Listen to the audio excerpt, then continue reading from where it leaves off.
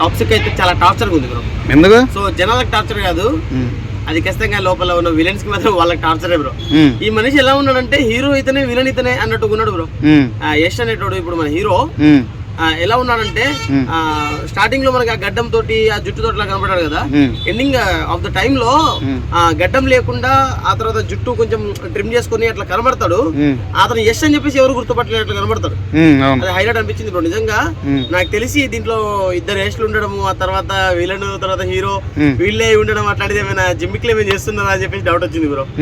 అలా ఉంది. కాకపోతే టీజర్ మాత్రం నిజంగా దుమ్ము దులిపేసింది బ్రో. అసలు గ్లిమ్స్ దుమ్ము దులిపిన తర్వాత టీజర్ అయితే ఎక్కిచ్చేసింది బ్రో సీదా. సో దిల్ రాజు గారు రిలీజ్ చేస్తాను మన తెలుగులో అంటే ఏదైనా ఉండబోతుంది అంటవా?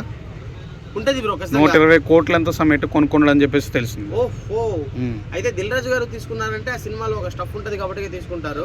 అయితే రీసెంట్ గా దిల్ రాజు గారు చేస్తున్న ప్రాజెక్టులలో కూడా చాలా ఇబ్బంది అవుతుంది. సో ఇదేంటంటే ఇప్పుడు డిస్ట్రిబ్యూషన్ కదా, సో రైట్సే కాబట్టి ఖచ్చితంగా ఒక స్టఫ్ ఉంది కాబట్టి తీసుకుంటారు ఇంత డబ్బులు. సో తీసుకునే దానికైతే ఖచ్చితంగా న్యాయం జరిగిద్దని చెప్పేసి అనుకుంటున్నాను. సో లేడీ డైరెక్టర్ డైరెక్షన్ చేసిందన్న అలా లేదన్న ఎలా అనిపించింది కదా? అన్న నిజంగా అన్న నేను స్టార్టింగ్ లో ప్రోమో చూసినప్పుడే అన్న అది లేడీ డైరెక్టర్ చేసింది అని చెప్పి చెప్పగానే కిరణ్ సంథింగ్ ఏదో ఉంటుంది ఆమె పేరు, ఆమె చేసింది అనగానే నేను లిటరలీ షాక్ అయినా కొద్దిసేపు. ఏంది లేడీ డైరెక్టర్ అంటే సినిమా ఇలా కూడా చూపించవచ్చా అనిపించింది. నిజంగా ఒక లేడీ డైరెక్టర్ ఉండి ఇలా చూపించిందంటే అది హైలైట్ అన్న నిజంగా. ఏం చెప్పలేమమ్మా, ఏం చెప్పలేం. సినిమా వస్తుంది, చూడాలి, విజిల్ వేయాలి, క్లాప్స్ కొట్టాలి, పేపర్లు పడేయాలి.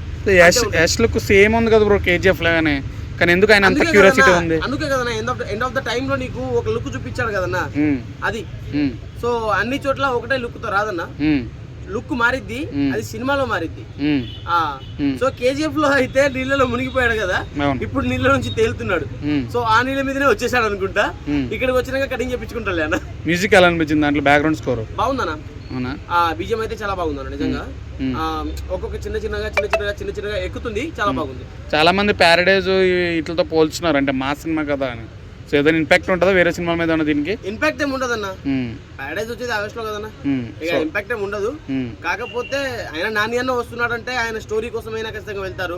దానికి తోడు వాళ్ళిద్దరి కాంబినేషన్, నాని ఆ తర్వాత శ్రీకాంత్ తోడు వీళ్ళిద్దరి కాంబినేషన్ అన్న, వీళ్ళిద్దరి దసరా కాంబినేషన్, దసరాతోనే దుమ్ము దులిపేశారు.